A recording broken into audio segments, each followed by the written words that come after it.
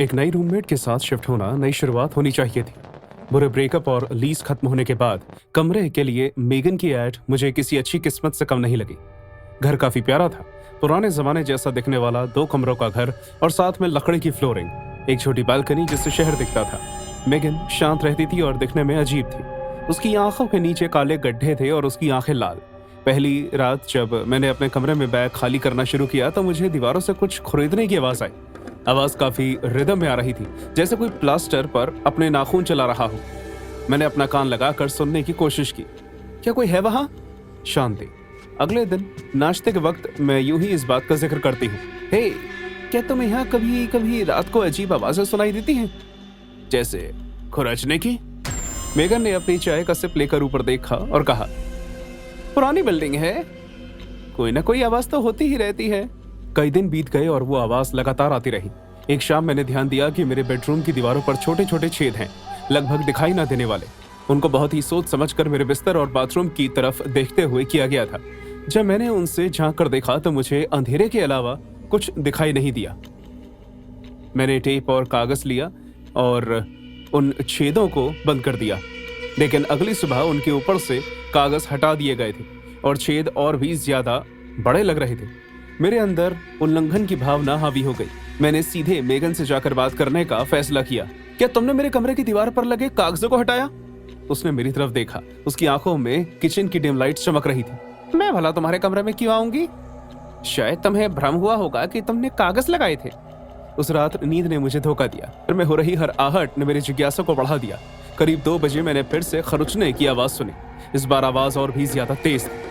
ऐसा लग रहा था जैसे कोई दीवार पर चल रहा हो और मेरे बिस्तर के हेडबोर्ड पर आकर रुक गया हो। मैंने अंधेरे में डरते हुए कहा, कौन हो तुम? क्या चाहिए तुम्हें? जवाब में बस एक फीकी हंसी की गूंज सुनाई दी।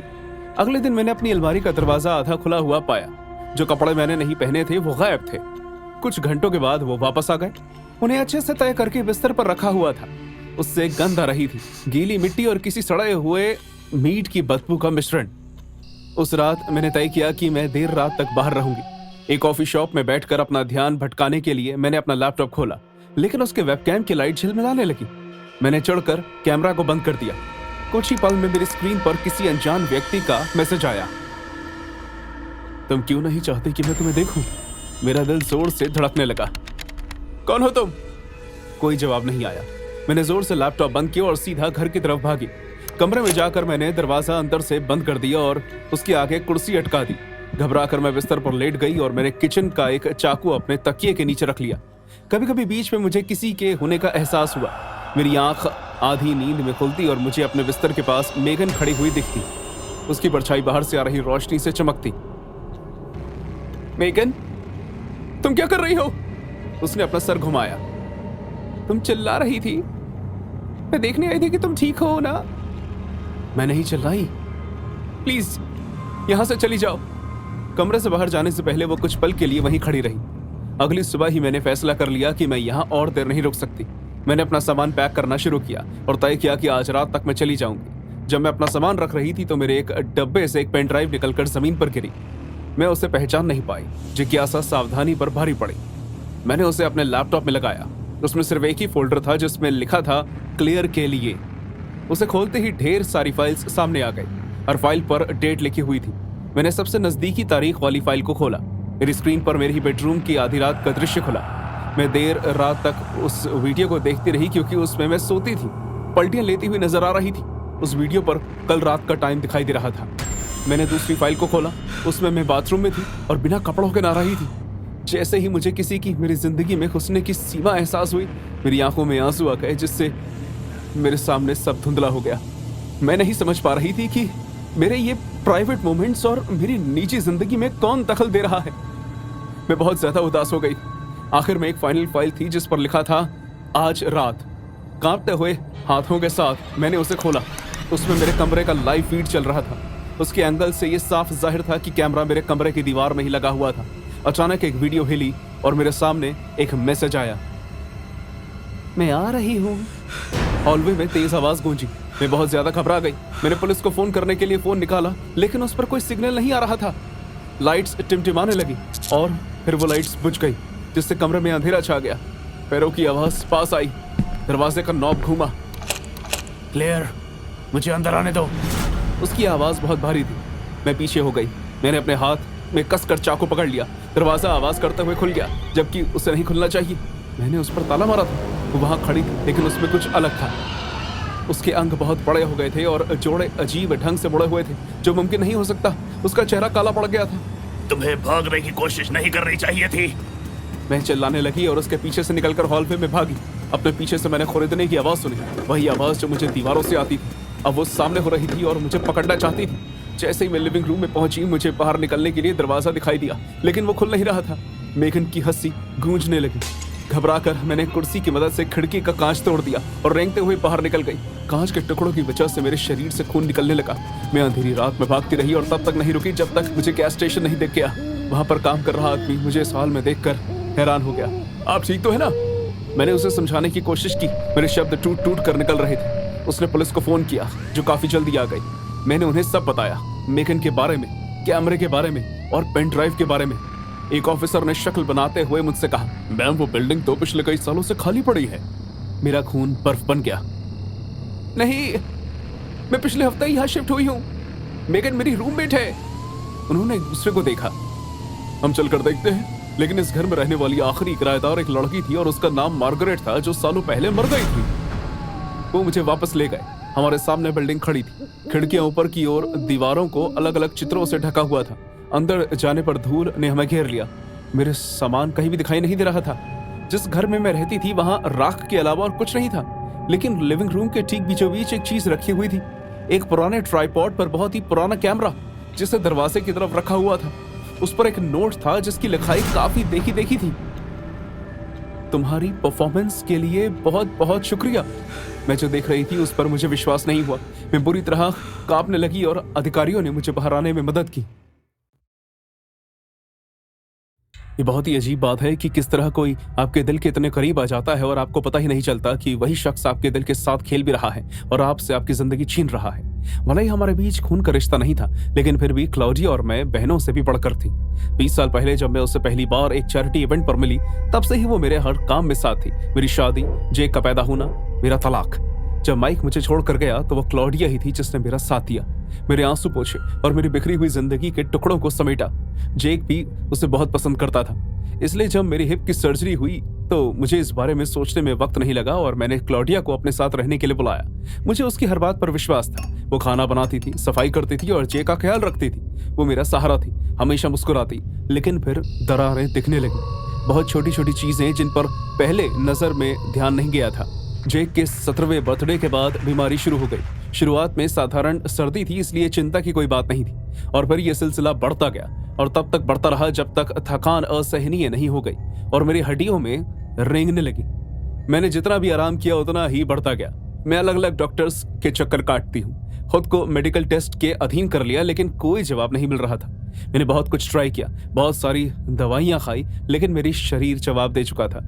काफी वक्त के बाद मुझे एहसास हुआ कि यह सिर्फ मेरा शरीर ही नहीं है जो साथ छोड़ रहा था। क्लाउडिया ने अजीब बर्ताव करना शुरू कर दिया। वो जेक के सामने शांत रहने लगी, देखने में काफी घबराई हुई। पहले तो मैंने इस बात को नजरअंदाज कर दिया और शक करने जैसा कुछ भी नहीं किया। वो जेक के लिए एक माँ जैसी थी, है ना? और मुझे और जेक को संभालने की जिम्मेदारियों का तनाव आसान नहीं होगा। एक बार मैंने उसे इस बारे में पूछा। हम मेरे घर के लिविंग रूम में बैठे थे और कम लाइट्स चल रही थी। हमारी धुंधली परछाइयां दीवार पर पड़ रही थी। क्लाउडिया हिचकिचाकर हंसने लगी। जेक अब हमारा वो छोटा बच्चा नहीं रहा लैला, वो बड़ा हो रहा है और नई चीजें सीख रहा है जिसका वो अनुभव करना चाहता है। क्लाउडिया ने मुझसे नजरें नहीं मिलाई, लेकिन मैं समझ गई थी। ये सोचकर भी मुझे घिन आने लगी। मेरे लिए जेक से बात करना जरूरी था। अगले दिन दोपहर में क्लाउडिया शॉपिंग के लिए बाहर गई थी जब मैंने जेक से इस बारे में बात की। हम अकेले थे और सन्नाटे भरे घर काटने को दौड़ रहा था। जेक, मैंने कांपती हुई आवाज में कहा, क्लाउडिया तुम्हारे लिए क्या है? पहले तो उसने कंफ्यूज होकर मेरी तरफ देखा, फिर गुस्से में उसकी नाक फूल गई। मेरा बेटा इस आरोप से गुस्सा हो गया। उसने मुझसे कहा कि इस बारे में मैं अपनी दोस्त से बात करूं। वो मुझे अलग अलग चीजों के सुझाव देती है मॉम। जिस तरह से उसने ये कहा, उसकी आवाज में मुझे तनाव महसूस हुआ। लगभग घबराई हुई आवाज, मेरे रोंगटे खड़े हो गए। मैं इसलिए चुप रहा क्योंकि मैं आपको परेशान नहीं करना चाहता था। मैंने उसके निर्दोष होने के दावे को खारिज कर दिया। एक जवान होता लड़का भावनाओं में बहकर वो देख रहा था जो नहीं हो सकता था। क्लाउडिया ने हमेशा उसे अपने बेटे की नजर से देखा था। आप समझ नहीं रही मॉम, उसने चिढ़कर कहा। उसका चेहरा गुस्से से लाल हो गया था। मैं आपको साबित करके रहूंगा। मुझे उसकी बात सुननी चाहिए थी, लेकिन बजाय उसे मैंने धुतकार दिया। उस रात मेरी हालत और खराब हो गई। मेरा शरीर ठंडा और चिपचिपा महसूस होने लगा। मुझे अटक अटक कर सांसें आने लगी। मैं अपने ही शरीर में फंस गई थी। असहाय होकर वो एक ऐसी बीमारी के नीचे दब गया था जिसके बारे में किसी को समझ नहीं आ रहा था। मैं बहुत ही कोशिश करके अपने पसीने से लथपथ शरीर को क्लाउडिया के कमरे तक ले गई ताकि मुझे मदद मिल सके, लेकिन मैं ये नहीं जानती थी कि आज मुझे अपनी जिंदगी का सबसे भयानक सदमा लगने वाला है। मैंने क्लाउडिया को बात करते हुए सुना। वो किसी से फोन पर बात कर रही थी। उसकी आवाज दबी हुई थी, जैसे वो फुसफुसा रही थी। मैं उसे हमेशा हमेशा के लिए ले जाऊंगी, हाँ, उसने कहा। उसके शब्द मेरे दिमाग में छप गए और एक बार को मुझे लगा कि मैं उल्टी कर दूंगी। आखिर वो किससे बात कर रही थी? उसका क्या मतलब था? इससे पहले कि मैं उससे बात करने जाती, जेक वहां आ गया और वो मुझे खींचकर हॉस्पिटल ले गया। मैं अब तक सदमे में थी। उसने अपने हाथ में कुछ दवाइयां पकड़ी हुई थी, छोटी शीशी और कुछ दवाइयां जिससे उसने क्लाउडिया के कमरे में देखा था। उसने मुझे उनके नाम पढ़ाए। उन पर ऐसे शब्द लिखे थे जो मुझे समझ नहीं आ रहे थे, लेकिन उनमें से घातक योजना की बू आ रही थी। मेरा दिमाग दौड़ने लगा। मैं इस पर विश्वास नहीं करना चाहती थी। क्लाउडिया नहीं हो सकती, लेकिन कहीं ना कहीं मैं जानती थी। मैं फौरन डॉक्टर माया को फोन लगाती हूँ। वो मेरे पिछले नर्सिंग होम की पुरानी सहेली थी। मैंने उसे मेरी मदद करने के लिए रिक्वेस्ट की। उसने मेरे कुछ टेस्ट किए। जब रिजल्ट आए तो मुझे ये जानकर धक्का लगा कि मेरे पास कितना कम समय बचा था। वो इन्फेक्शन प्राकृतिक नहीं थे, उन्हें मेरे अंदर डाला गया था। कोई मुझे धीरे धीरे जहर दे रहा था और मेरे शरीर में बैक्टीरिया डाल रहा था। वो कोई और नहीं पर क्लाउडिया थी। ये एहसास मेरे ऊपर मालगाड़ी की तरह चढ़ गया।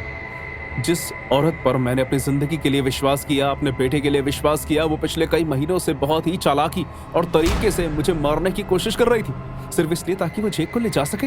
मुझे सांस नहीं आ रही थी। डॉक्टर माया ने अधिकारियों को बुलाया। डिटेक्टिव ओहारा जो जांच पड़ताल कर रहे थे, उन्होंने FBI को भी इसमें शामिल किया। सभी अधिकारियों ने मिलकर एक जाल बिछाया। क्लाउडिया उस बैक्टीरिया का एक और शिपमेंट आने का इंतजार कर रही थी। इस बार उन्होंने उसे पकड़ लिया।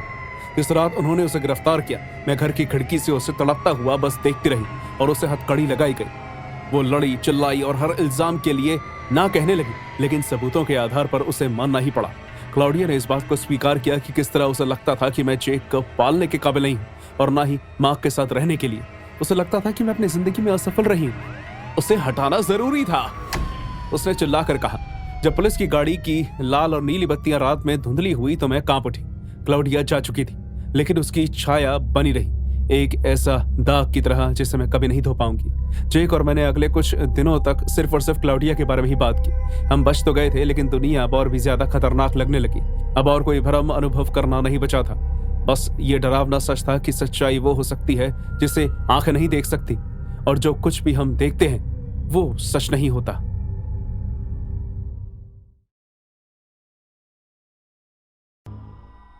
शहर जाकर एक नए अपार्टमेंट में शिफ्ट होना एक नई शुरुआत का एहसास दिलाता है। महीनों की खोज के बाद आखिर मुझे एक ऐसी जगह मिल गई जो मेरे बजट में थी, और वहां रेचल नाम की एक रूममेट रहती थी। वो काफी शांत थी और अजीब भी। पहली रात अनपैकिंग करने के बाद मैंने अपना तनाव दूर करने के लिए एक लंबा स्नान लिया। बाथरूम छोटा था लेकिन साफ था। उसमें एक टब था जिसके बाहर अतरंगी कला के पर्दे लगे हुए थे। अंदर जाने से पहले मैंने पर्दों को अच्छी तरह लगा दिया और फिर गर्म पानी को अपने शरीर पर डालते हुए तनाव दूर होता हुआ महसूस किया। जब मैंने नहाना खत्म किया तो देखा कि पर्दा थोड़ा खुला हुआ था। इस बात पर ज्यादा गौर न करते हुए मैंने खुद को सुखाया और सोने चली गई। सुबह उठकर जब मैं किचन की तरफ गई तो मैंने बाथरूम से रेचल के कमरे में जाते हुए गीले पांव के निशान देखे। वो मेरे पैरों की तरह छोटे थे, लेकिन मैं कल रात के बाद से बाथरूम में नहीं गई थी। हे रेचल, क्या तुम कल रात को नहाई थी? उसने आंखें उठाकर मेरी तरफ देखा। उसके चेहरे पर कंफ्यूजन का भाव था। नहीं तो, मैं कल रात जल्दी सो गई थी। क्यों? मैं हिचकिचा गई। कोई बात नहीं, ये मेरी कल्पना हो सकती है। अगले कुछ दिनों तक अजीब हादसे होते रहे। पहले मेरा टूथब्रश अपनी जगह से गायब हो गया और फिर अचानक मेरे ही कमरे में मिला। जब मैंने उसे इस्तेमाल किया तो मुझे उसमें से अजीब बास और गंदा स्वाद आने लगा। एक शाम को मैंने देखा कि बाथरूम का शॉवर चल रहा था। बाथरूम के दरवाजे से स्टीम बाहर निकल रही थी। मैंने प्यार से खटखटाते हुए आवाज दी,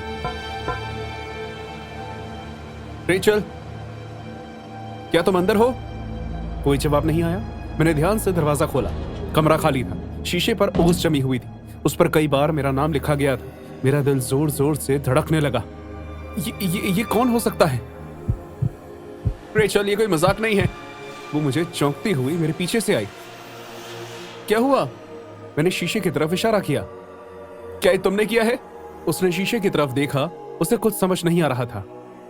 मुझे कुछ भी दिखाई नहीं दे रहा। मैंने अपने पलकें झपकाई और जब मैंने पीछे मुड़कर देखा तो लिखावट गायब हो चुकी थी। मुझे नींद आना बंद हो गई। घर में हो रही एक भी आवाज मुझे भयंकर तरीके से डराने लगी। एक रात धीमी फुसफुसाहट ने मुझे नींद से जगा दिया। मैंने सुनने के लिए दबाव डाला। बिस्तर से निकल रही मैं उस आवाज के पीछे जाने लगी। वो आवाज मुझे बाथरूम तक ले गई। दरवाजा थोड़ा सा खुला हुआ था और बाथरूम की लाइट जल रही थी। जब मैंने अंदर झांक कर देखा तो रेचल शीशे के सामने खड़ी थी और अपनी उंगलियों से उस पर गोला बना रही थी। लेकिन वो ये कर क्या रही थी? रेचल, उसने मुड़कर नहीं देखा। उसे कुछ नहीं दिखता। उसे कुछ नहीं पता। मेरे रोंगटे खड़े हो गए। क्या नहीं पता? उसका सर मेरी तरफ मुड़ा। उसकी आंखें बड़ी हो चुकी थी और मुस्कान उतनी ही जो कानों तक ना पहुंचे। तुम काफी देर तक जाग रही हो? मैं पीछे हट गई। मुझे नींद नहीं आ रही थी। वो मेरे और करीब आई। तुम्हें थोड़ा आराम कर लेना चाहिए। कल का दिन काफी बड़ा होने वाला है। मैं अपने कमरे में भाग गई और मैंने कमरे का दरवाजा बंद कर दिया। मैंने फैसला कर लिया कि मैं ये जानकर रहूंगी कि चल क्या रहा है, और इसलिए जब रेचल घर पर नहीं थी तो मैंने रेचल के कमरे की तलाशी ली। उसका कमरा बहुत छोटा था। साफ सुथरा बेड, एक ड्रेसर और कमरे की दीवारों पर टंगे कई शीशे। लेकिन जैसे ही मैंने उसकी अलमारी का दरवाजा खोला, मेरी घुमी हुई चीजें बाहर गिर गई। कपड़े, तौलिया, यहाँ तक कि मेरा हेयर ब्रश भी। हर चीज को बहुत ही सोच समझ कर रखा गया था। अलमारी के पीछे मैंने एक नोटबुक रखी हुई देखी जो लिखावट से भरी हुई थी।